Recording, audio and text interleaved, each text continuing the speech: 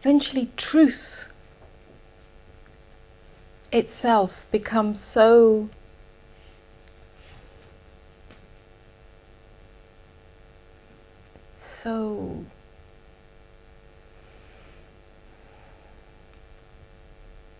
all-encompassing. It's so seductive, so it calls you. We start out on this journey to truth, or the discovery of truth, and we think it's going to be this way or that way. There's going to be this great explosion of freedom, or life won't hurt anymore, or I don't know what. We'll become more empowered or something. And then it doesn't turn out that way, because truth takes you to the deepest discovery, the deepest inquiry, and that hurts even more at times. And then we don't want it, and we want to turn away. But by then you have no choice, because it's like a magnet. It starts to call you.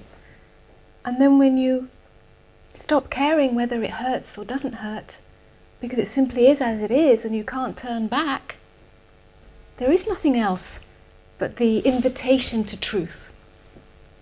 It becomes like a fire. What starts off like a little spark and is kind of exciting to begin with, holds a lot of promise and potential, but then as we get closer to it, it starts to burn a little, and we try to pull away, but we find we can't pull away. We finally stop pulling away and we surrender fully to it. Or at least we're willing to surrender, even though we don't want to fully. Then it becomes like a flame. And this flame gets bigger and bigger, and it swallows us up.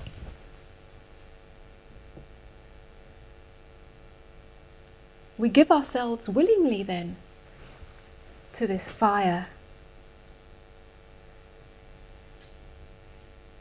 Because essentially the fire is not separate from you.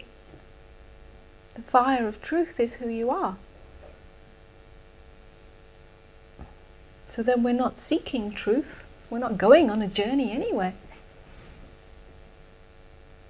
We've simply fallen into that which we truly are.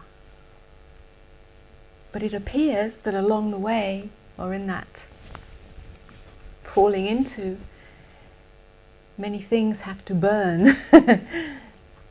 Many defenses, many structures, many false notions. And that's what appears to hurt.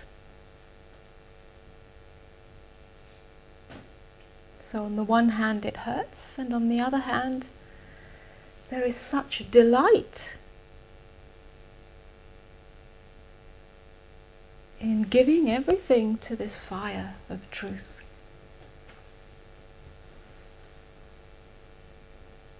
The mind struggles, the mind holds on, the mind tries to run away, the mind doesn't like it, doesn't want it, because it hurts.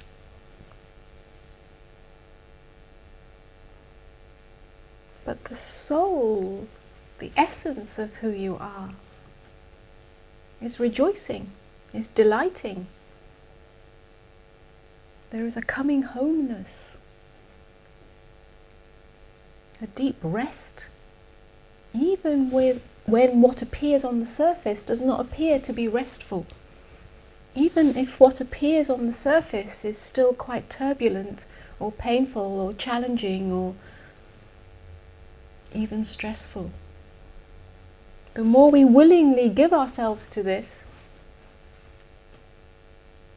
the more we can rest in that which is deeper than the surface appearance.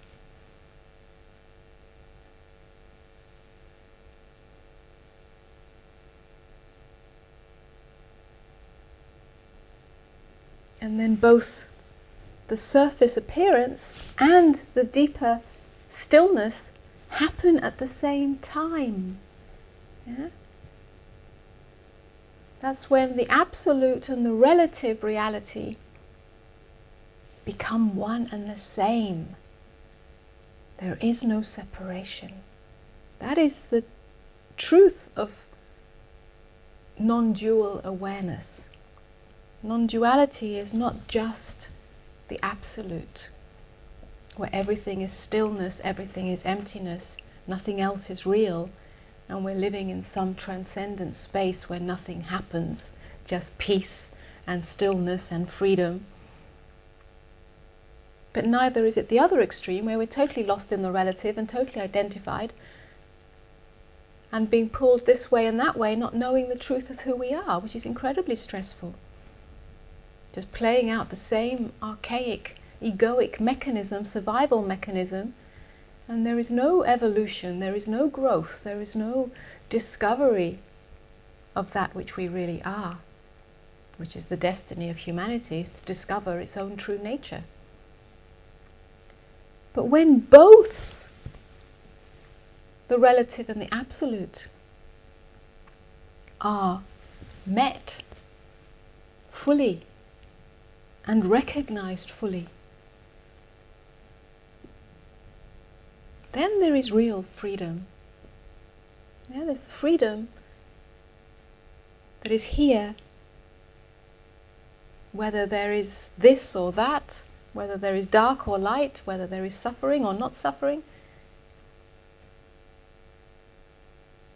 That's the sky. Nothing can take that away. It's always been here, it always will be here, it always is here. It has no beginning, it has no end.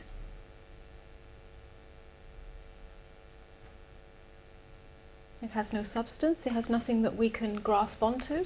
We can try, we can make a concept out of it, but then that is not it in itself. It is nothingness, no thingness. But everything that appears and everything that is experienced and everything that is seen, perceived, it appears within this. The relative appears within the absolute. It doesn't appear separate to it. They're not at opposite ends of the spectrum. Conceptually, we can conceive, we can think that the absolute is here and the relative is here. If I go on this journey of awakening, I'll move from the relative to the absolute. And then I will have achieved enlightenment or awakening or spiritual something or other. Yeah? And that's the purpose of it. But the truth is that it's not relative to absolute. They're not opposites on some continuum. It's not a polarity, it's not a duality. The relative appears within the absolute. It cannot be any other way. That is your direct experience, surely. If you keep investigating what your direct experience of life is, of what reality is, then surely the relative happens within the absolute. If you investigate everything and anything, it all happens within the absolute. It doesn't happen outside of it. So how can it be separate?